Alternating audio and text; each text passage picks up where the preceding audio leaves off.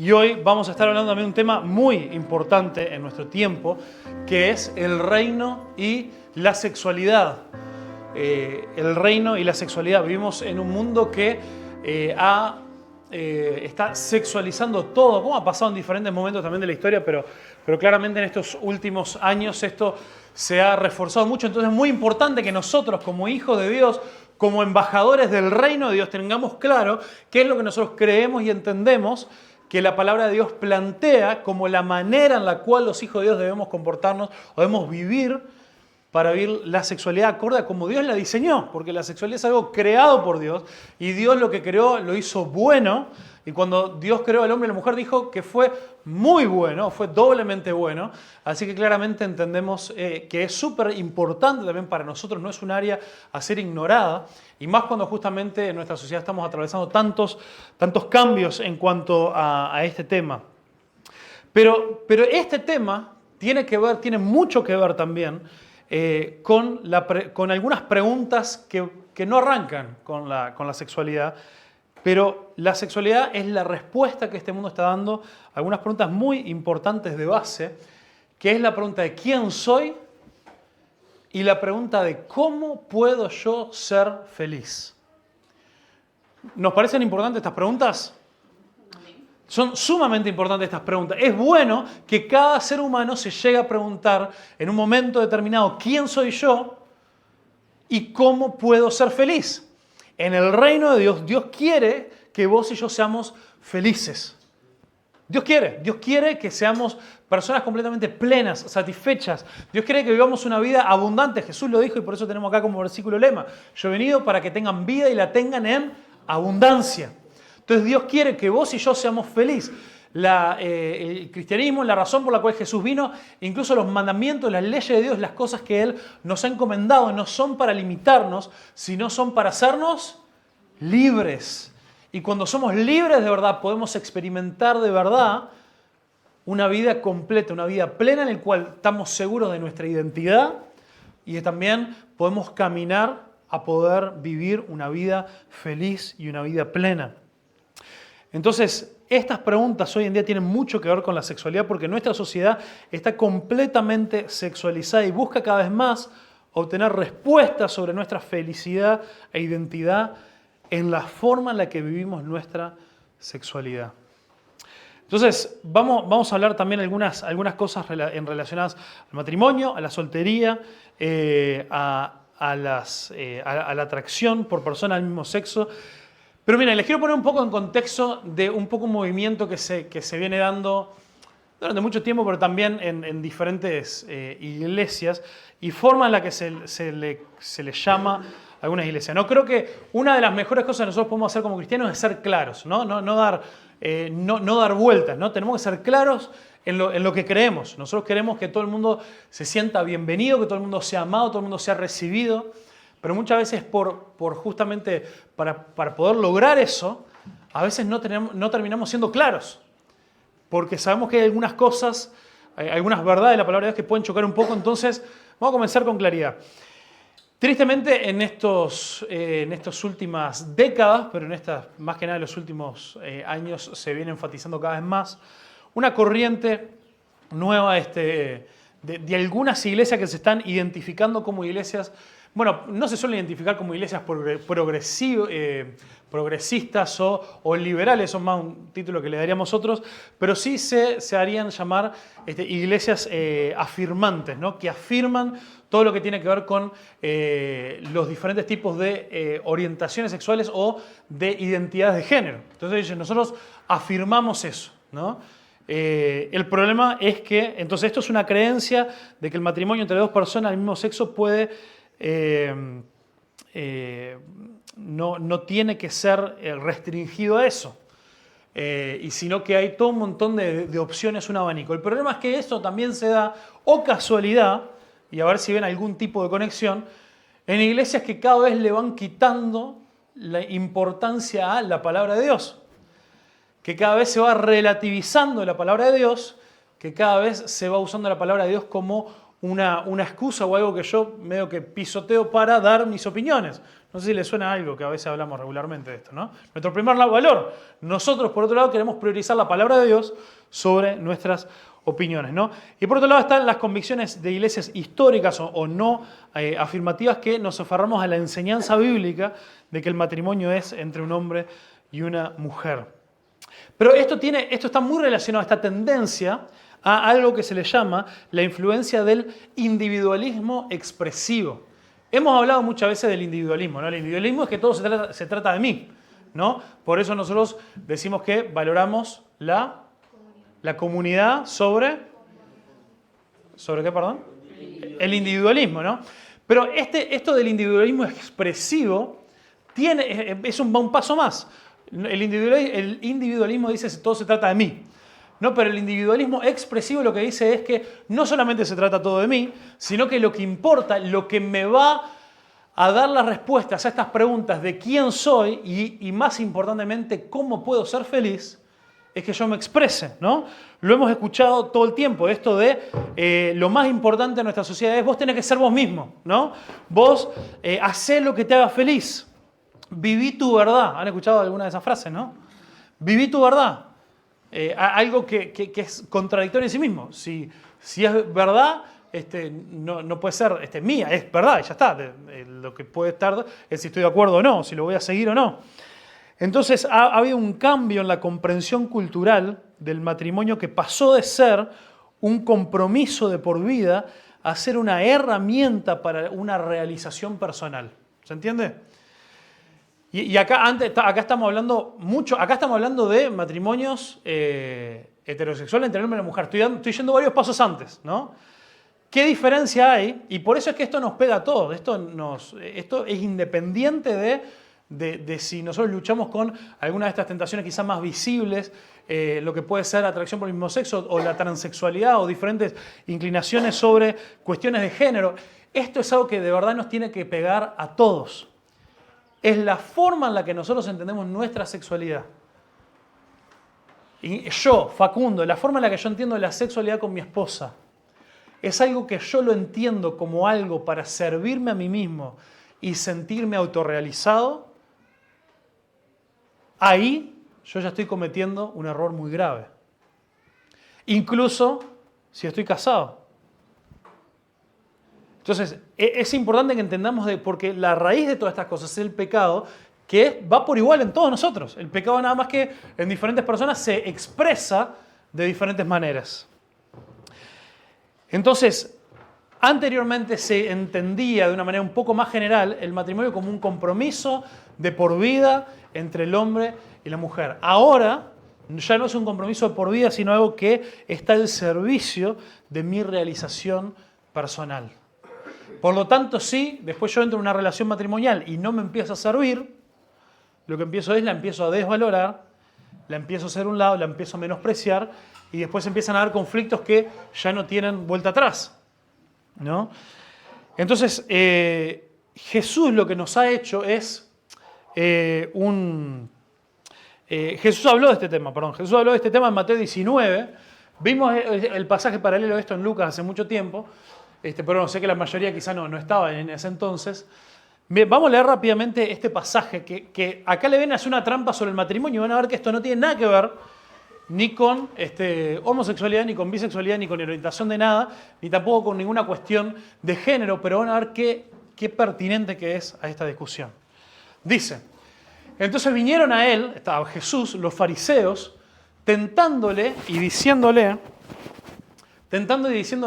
¿es lícito, o sea, es permitido al hombre repudiar a su mujer por cualquier causa?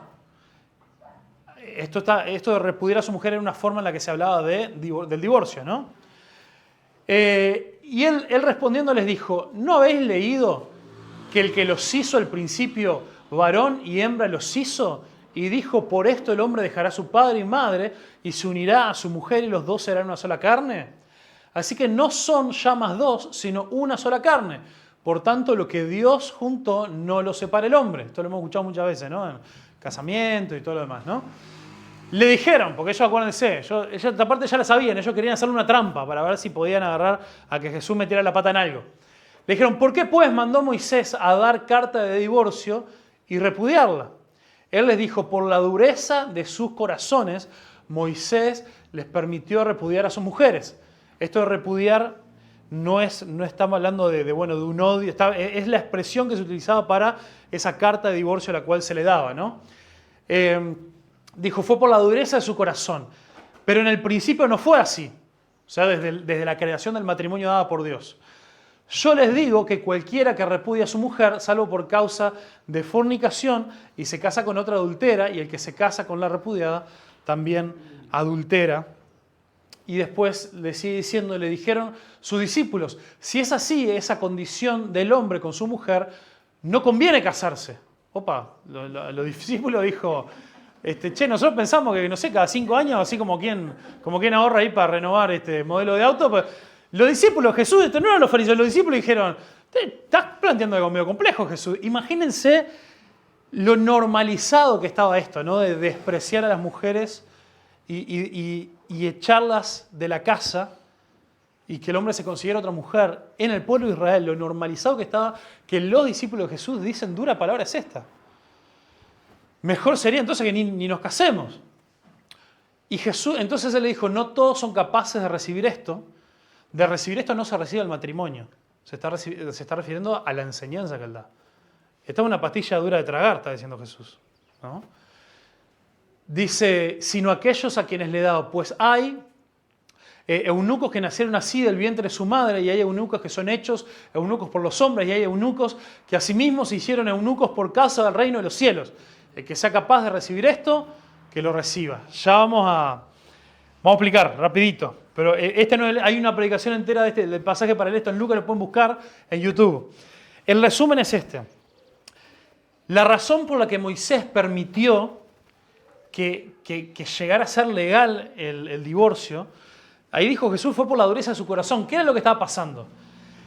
Estos hombres que aparte esto se practicaba la poligamia, entonces tenían una mujer, por un tiempo se aburrían, la despreciaban, la maltrataban, no proveían para ella, quedaba completamente maltratada, a veces físicamente, pero casi siempre emocionalmente, verbalmente. Y decían, bueno, como no nos podemos divorciar, como la ley de Dios no existe divorcio, hay que aguantarse así.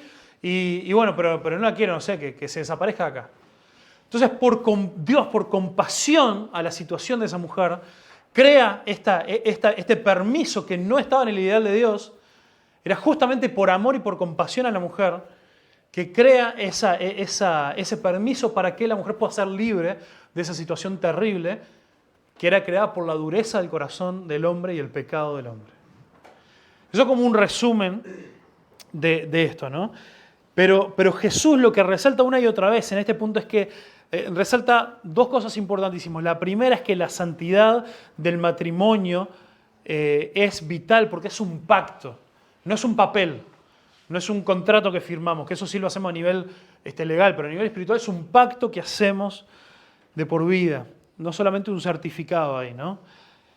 Y después Jesús da una definición de la sexualidad como algo que está conectado a nuestros cuerpos y a la intención de que el hombre y la mujer se unan. Acá no le hicieron ninguna pregunta sobre el tema de la sexualidad, pero Jesús fue un paso más allá y especificó que esto fue algo creado por Dios para ser expresado entre un hombre y una mujer. Y en Efesios 5 nos habla también de que el matrimonio es una representación de dos que se unen simbolizando la unión de la iglesia con Cristo. Entonces, vemos que acá hay una importancia también simbólica. Esto ya hablamos del matrimonio una vez, no es el énfasis de hoy. Pero nuestros matrimonios se deberían tratar de poder edificarnos mutuamente para mostrar el amor sacrificial que Cristo tuvo por su iglesia. Pero después Jesús, en esta segunda parte, le empieza a hablar de los eunucos y aquellos que no se casan, ¿no? Y habla de 3 tipos de eunucos. Habla de los que nacieron así, está hablando de, en esa época también existía claramente, ¿no?, personas que nacían con malformaciones o con problemas que nunca les podían llegar a permitir tener relaciones sexuales. Decía eunucos hechos por los hombres. Acá entendemos lo que está hablando, ¿no? Se da principalmente en la antigüedad, todavía hay casos terribles donde cosas similares siguen pasando, aunque tristemente es hacia las mujeres, principalmente, pero de la laceración de genitales para que queden inoperativos por diferentes propósitos. En algunos lugares sigue siendo culturales. En esa época se hacía mucho esto, ¿no? Eran hombres que se dejaba a cargo de las doncellas del rey, o había todo un montón de prácticas donde, o a veces también era como el resultado de una guerra, a veces a los prisioneros de guerra también se le hacía un montón de cosas y quedaban eunucos, ¿no? Pero Jesús dice hay una tercera categoría, que son aquellos que deciden hacerlo por el bien del reino de los cielos. Y acá Jesús, ¿qué está diciendo? Que no hay que casarse. Nos agarramos de esto como lo hizo en algún momento la Iglesia Católica para decir sacerdote que no se case. No, Jesús acaba de hablar de la importancia del matrimonio, que es algo sagrado, que es algo importante, que es algo creado por Dios. Pero Jesús, pero acá hay algo importantísimo. Jesús, ¿se casó? No. Jesús, ¿fue una persona feliz? Podríamos llegar a argumentar que fue la persona más feliz que jamás existió sobre la faz de la tierra, en perfecta comunión y armonía con el Padre, sufriendo los efectos del pecado a su alrededor, y ni que hablar en la cruz, pero no con esa lucha, sí con la lucha en la tentación, pero no habiendo sucumbido nunca al pecado, que trae mucha tristeza a nuestra vida. ¿Jesús fue una persona incompleta por no haberse casado? No. Entonces, una cosa que sí uno escucha regularmente a veces en casamientos cristianos, que me parece muy desafortunado, es cuando se dice, bueno, acá viene una mitad y acá está la otra mitad y ahora están completos. Eso no enseña la palabra de Dios. Una vez que estoy casado, yo puedo decir, mi esposa es mi otra mitad.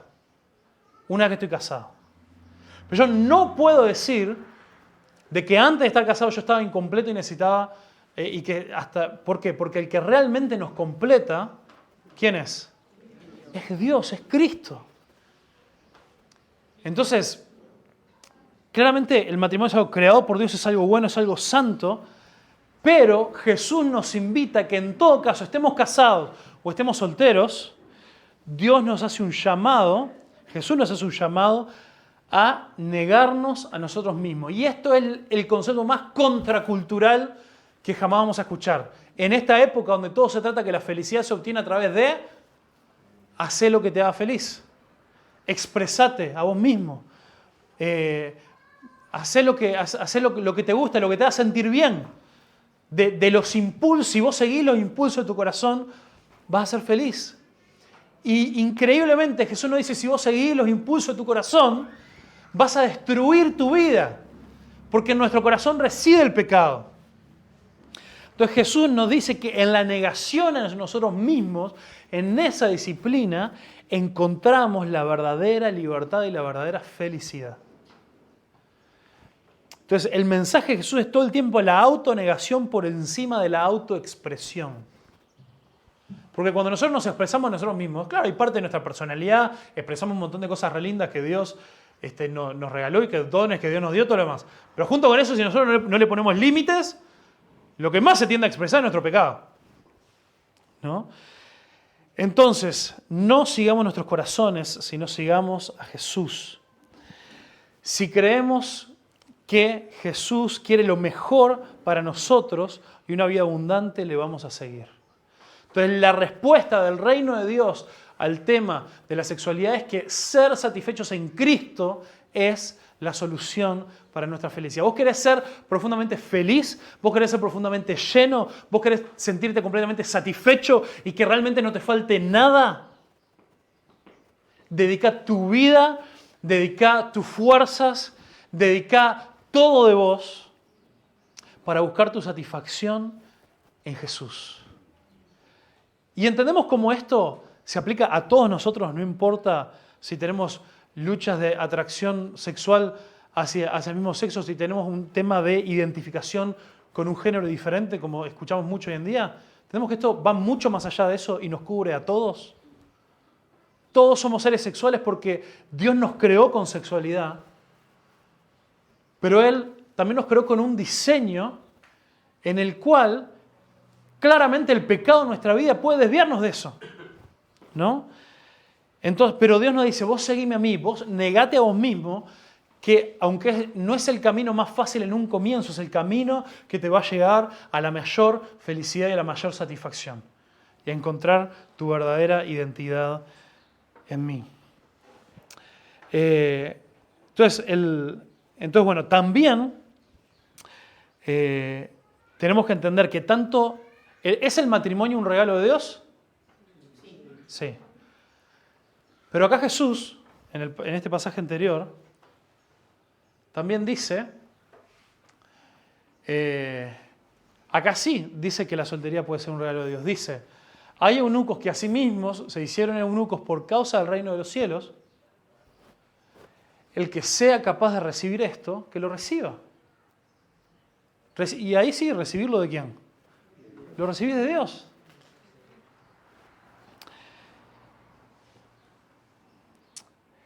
Entonces, mira, hay un libro ahí, yo no sé si está prestado, no me fijé hoy, pero hay un libro que bueno, si todos lo van a pedir hoy, va a estar difícil, ¿no? Pero yo sigo recomendando la biblioteca.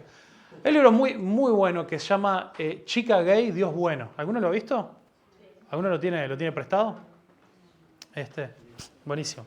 ¿Cómo era la lectura? Bien. Bueno, ese es el testimonio de una mujer que se llama Jackie Perry Hill. La sigo hace muchos años ahí, eso que enseña en muchas conferencias de mujeres y todo. Y ella comparte su testimonio, como antes de ella conocer a Cristo, vivió por muchísimos años una vida con una práctica homosexual completamente desenfrenada y sin límites.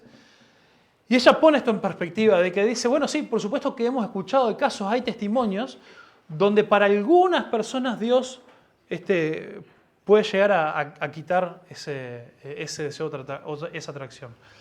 Dice, pero en el caso también de muchos, lo que pasa es aceptar de que sí, mi corazón pecaminoso tiene esta inclinación, tiene estos deseos, pero yo lo someto a Cristo.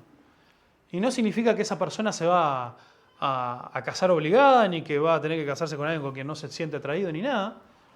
Pero simplemente son personas que, por el reino de los cielos, por seguir realmente el camino difícil, pero que llevará a la mayor satisfacción, eligen entender de que eligen vivir de una manera en la cual se mantienen solteros. Porque entienden que van a ser completos y satisfechos solamente en Jesús. Y no hay ninguna relación, ni física ni emocional, que pueda sustituir la manera en la que Cristo puede completar nuestras vidas. ¿Amén? Amén. Entonces, frente a esta realidad, la discusión, que muchas veces se da, yo creo que más que nada en las iglesias, por el mundo ya no se hace esta discusión, ¿no? Sobre si personas que luchan con cuestiones de género, de atracción, si nacieron así o no, si nacieron así, si fue por el entorno, si fue por experiencias de su pasado, es completamente irrelevante. O sea, si hay trauma en su pasado es relevante porque está bueno poder tratar eso, pero ¿por qué? Porque si la persona realmente te asegura y toda la vida te asegura que nació así, bueno, yo también en mi heterosexualidad nací también con tentaciones sexuales a las cuales yo no le doy un lugar desenfrenado. Estamos ahora por cumplir 11 años de casado con Pau. Lo diría igual si ella estuviera acá adelante. ¿Se piensan que en 11 años yo no he tenido tentaciones de serle infiel a mi esposa? Por supuesto que sí. Ahora, ¿he actuado sobre esas inclinaciones que yo podría decir, yo nací con esa inclinación? Porque eso está en el corazón del hombre, es pecado. Y no por eso voy a actuar sobre eso. La palabra de Dios nunca nos pide que pidamos perdón por tentaciones. Tenemos que pedir perdón y arrepentirnos y comenzar a vivir de una manera diferente sobre cosas en las cuales nosotros actuamos. Entonces, es por eso que tenemos que entender que la cuestión de la sexualidad nos pega a todos por igual. La gran importancia de todo esto es poder entender que a través de negarnos a nosotros mismos, a través de este llamado, podemos encontrar la verdadera satisfacción en Cristo, el único que nos va a completar de verdad. El único que nos va a satisfacer de verdad, sea cual sea nuestra situación. Si miramos a Jesús como fuente verdadera de plenitud e identidad, Él quiere llenar y satisfacer nuestras vidas. ¿Amén? Amén. Entonces, hablando un poquitito más sobre, recién veníamos hablando, ¿no? Sobre lo que es, porque hay dos ramas en esta cuestión de la sexualidad. Una cosa es la atracción, ¿no? Uno entendiendo que uno es un hombre o una mujer, y uno tiene una atracción quizá hacia el mismo sexo, pero la otra rama que también hoy en día en nuestra sociedad es lo que más estamos como en ese momento, ¿no? En todo el momento del movimiento de la ideología de género, que ahí ya va un poco más allá, ¿no? Antes, por ejemplo, ahora acaba de pasar el mes de la diversidad con todas las marchas, ¿no? Antes todo se trataba, ¿no? Sobre homosexuales y lesbianas, pero ahora poquito se escucha de eso, es todo sobre el movimiento transgénero, ¿no? Entonces, eso es como una de las cosas en las cuales nuestra sociedad está bastante sumergida hoy en día, ¿no? Permítame definir rápidamente un par de términos que son importantes, ¿no? Hay un término también desde la psicología que se maneja hace mucho tiempo que se llama disforia de género, que es con lo que estas personas se identifican, que es un sentimiento profundo donde la identidad emocional y psicológica de un individuo no coincide con su sexo biológico. La agitación interna y el estrés que esta falta de alienación puede causar. Básicamente es cuando hemos escuchado, ¿no?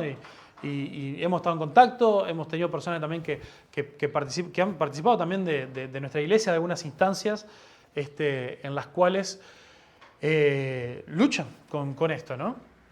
Y les recibimos, les amamos, pero justamente queremos también ser claros porque también creemos que tenemos la solución no solamente hacia la verdadera felicidad y satisfacción, sino también hacia dónde podemos encontrar nuestra verdadera identidad. Y esto del género, la atracción, creo que el tema de la atracción que hablamos recién está mucho más relacionado con el tema de ser feliz, ¿no? De hacer y experimentar lo que a mí me hace feliz. El tema de la ideología de género está mucho más relacionado al problema de la identidad, ¿no? De este sufrimiento porque no sé quién soy, o no me siento cómodo, o no puedo llegar a expresarme realmente, a sentir que yo soy lo que soy. No me siento cómodo literalmente dentro de mi propio cuerpo. Entonces, hay algunas diferencias también hay algunas diferencias con lo que veníamos hablando recién. Entonces, históricamente, el sexo siempre se comprendió como estrictamente algo biológico, ¿no? Masculino, femenino, o aquello determinado en realidad por la biología. En el 99,9% de los casos, por los genitales de cada persona, pero sí a nivel más certero los cromosomas, ¿no? De cómo está compuesta nuestra genética. Pero ahora se está empezando a hablar de lo que es la identidad de género, que es esta sensación interna de si me siento masculino, femenino u otra cosa, ¿no? Y hemos visto también cómo estas cosas han ido evolucionando de manera tremenda en este último tiempo. Incluso ahora uno escucha a muchos activistas del movimiento transgénero que ahora están luchando para que ni siquiera se reconozcan los conceptos biológicos. Eso es algo también muy fuerte y que también muestra una y otra vez cómo los límites y las líneas se siguen empujando cada vez más, ¿no? Entonces, y también se entran en algunas contradicciones, ¿no? Porque si nosotros separamos el género del sexo, o sea, estamos hablando de hombre y mujer, lo separamos de masculino y femenino, siempre fueron lo mismo. Ahora se está empezando a querer separar. ¿Con qué nos quedamos? Nos quedamos con estereotipos.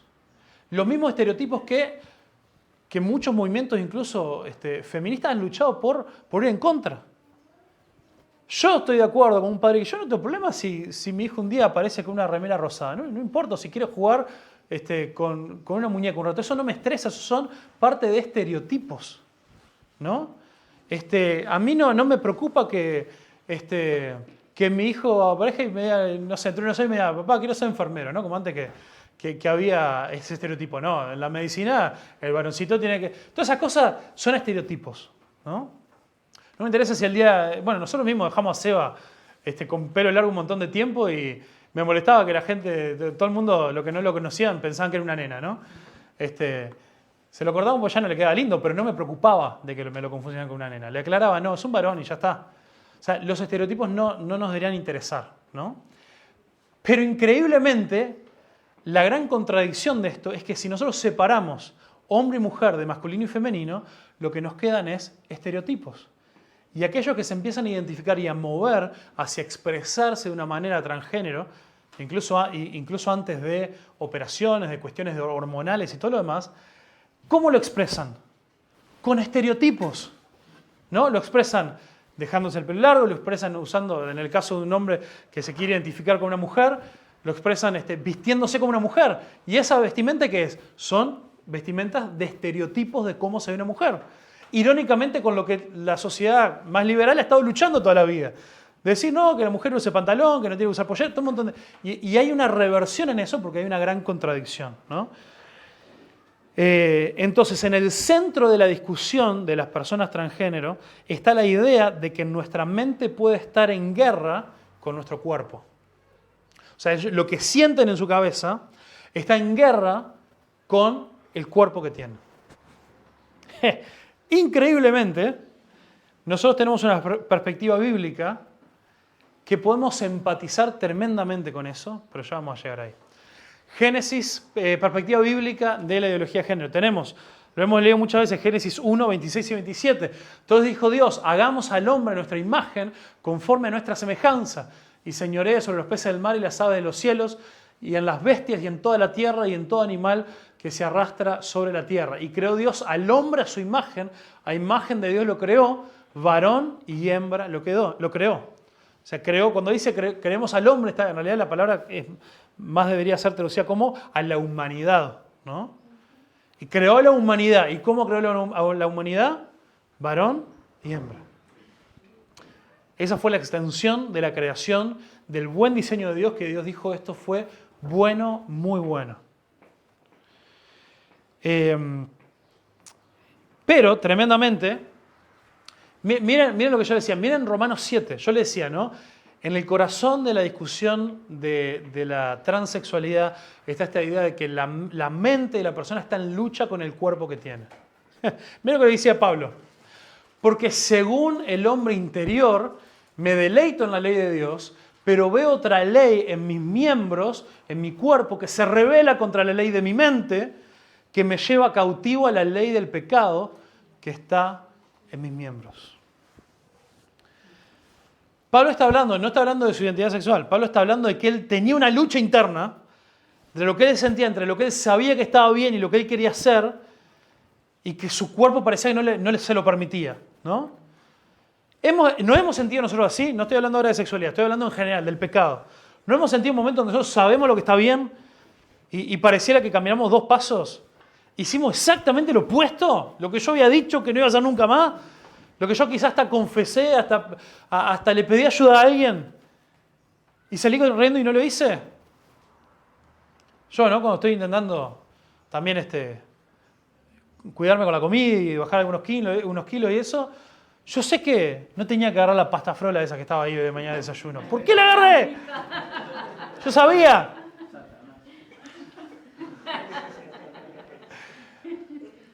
Pero la ley de mi cuerpo fue... Y entonces, si nosotros entendemos que el problema de raíz es el problema del pecado, y ese problema del pecado lo tenemos todos, sin importar cómo se manifiesta, nosotros tenemos una base tremenda para empatizar con cualquier persona que luche con este tipo de cosas. Podemos empatizar y podemos realmente, quizá no esa lucha en particular, pero sí sabemos lo que es, que no nos entendemos ni a nosotros mismos. Y hay muchas otras maneras en las cuales nosotros también podemos tener grandes luchas sobre nuestra identidad. Todos luchamos con realmente poder establecer nuestra identidad firmemente en Cristo. Hoy en día, nuestra sociedad está llevando cada vez a más gente, cada vez, especialmente a los más jóvenes, a los más adolescentes, niños, a que lo lleven todo hacia el lado de la sexualidad. Por eso yo decía que nuestra sociedad está completamente sexualizada. Pero otros que quizás luchamos con establecer nuestra identidad en que mi valor está en lo que yo hago. Que si me va mal en mi trabajo, o si a mí no me reconocen, si a mí no me valoran, si a mí todo el tiempo no me están diciendo qué genial que sos, me siento inseguro, no me siento cómodo, me siento débil, me siento juzgado por los demás. Y miles de otros ejemplos que podríamos poner, ¿no? Entonces la batalla entre los deseos de la mente y la naturaleza física del cuerpo es algo que está presente en la palabra de Dios. La palabra de Dios no lo niega. Y por eso hoy, Caro, estuve leyendo el Salmo 63. Decía, toda mi alma te anhela, te desea. Y es un salmo en el cual habla de cómo todo el alma del salmista ahí está anhelando y deseando ser satisfecho en Dios. Y el alma, nosotros lamentablemente en nuestro mundo moderno y todo lo demás, relacionamos al alma con el espíritu, ¿no? Con lo inmaterial, lo que no vemos. Pero bíblicamente la palabra alma significa todo mi ser. Por eso hay alguna versión que en vez de toda mi alma dice te anhelo con todo mi ser o todo mi ser te anhela.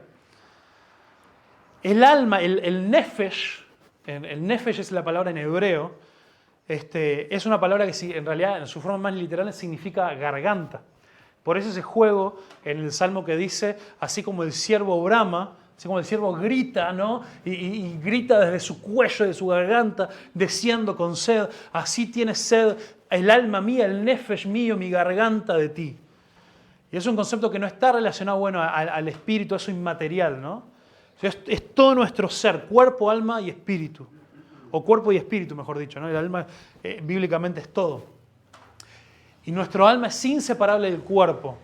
Por lo tanto, podemos decir confiadamente que Dios nos creó con propósito desde el momento de nuestra concepción, desde el momento de ese cigoto, de la unión del espermatozoide y el óvulo, donde se crea un código único e irrepetible de ADN.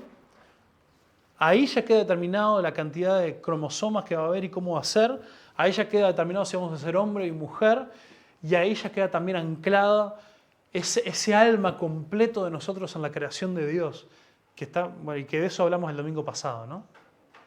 Entonces podemos decir confiadamente, Dios es bueno, Dios nos ama. Y si Dios es bueno y Dios nos ama, Él no se equivocó cuando nos creó hombre o mujer. Él no se equivocó. Entonces, ¿qué hacemos con esto?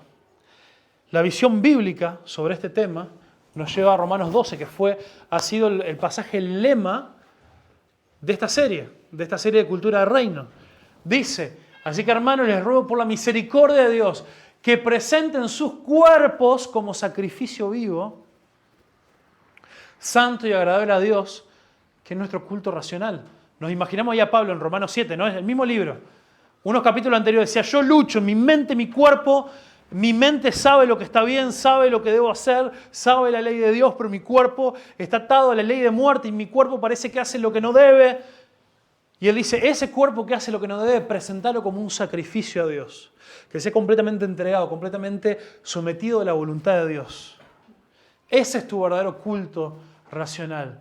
Y dice, no se conformen a este siglo o a este mundo, sino sean transformados por medio de la renovación de su entendimiento. Entonces, ¿qué es lo que Dios quiere que cambiemos? ¿Nuestro cuerpo? No, nuestro entendimiento, nuestra mente.